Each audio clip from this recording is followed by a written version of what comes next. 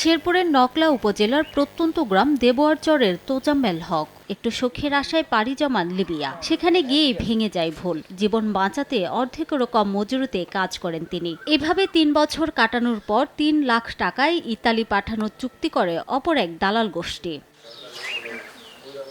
তোজাম্মেল সহ ৪৭ জনকে নৌকায় ভূমধ্য সাগরের ৭২৬ কিলোমিটার জলরাশি পাড়ি দিয়ে ইতালির উদ্দেশ্যে যাত্রা শুরু করেন তারা। মাঝ সাগরে লিবিয়ার পুলিশ আটক করলে ১ সপ্তাহ কারাগারে থাকার পর অন্য একটি দালাল চক্র ছাড়িয়ে নিয়ে অমানসিক নির্যাতন করলে বাড়ি থেকে জমি জমা বিক্রির ৬ লাখ টাকা মুক্তিপণ দিয়ে ছাড়া পান তিনি।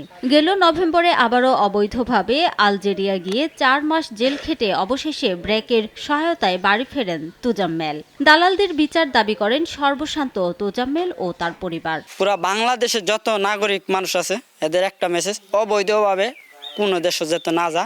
আমি দেশে যদি ৩ বেলা না খাইতে পারি, 2 বেলা যদি খাইতে পারি, তারপর আমি অবৈধভাবে কোনো দেশে যাবো না।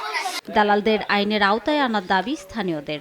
এখন মোজাম্মেল ঘুমেতে শিক্ষা দিয়ে উঠে আরে দেখে যে ই হয়েছে, আমি দেখে যে প্রতিবন্ধী ধরা পড়েছিল। ভবিষ্যতে যাতে এরকম কর্ম ভবিষ্যতে আর না হয়। এসব দালালরা আপনারা আইন ব্যবস্থা করেন, আইন ব্যবস্থা করে কঠোর ব্যবস্থা করেন আপনারা। সুনির্দিষ্ট অভিযোগের ভিত্তিতে অপরাধী চক্রকে খুঁজে বের করে আইনের আওতায় আনার আশ্বাস জেলা প্রশাসকের। আমাদের বাংলাদেশের কোনো নাগরিক যদি প্রতারিত হয় অবশ্যই নেব। সেক্ষেত্রে স্পেসিফিক কোনো যদি অভিযোগ করেন, কেউ অভিযোগ করলে অবশ্যই মামলা হলে তদন্ত করে ব্যবস্থা নেওয়া হবে। ২০২১ সালে আদম আলী নামে স্থানীয় এক দালালকে ৪,৩০,০০০ টাকার বিনিময়ে লিবিয়াতে পাড়ি জমান তোজাম্মেল। পরবর্তীতে আরও ৬ লাখ টাকা মুক্তিপণ দেন তিনি।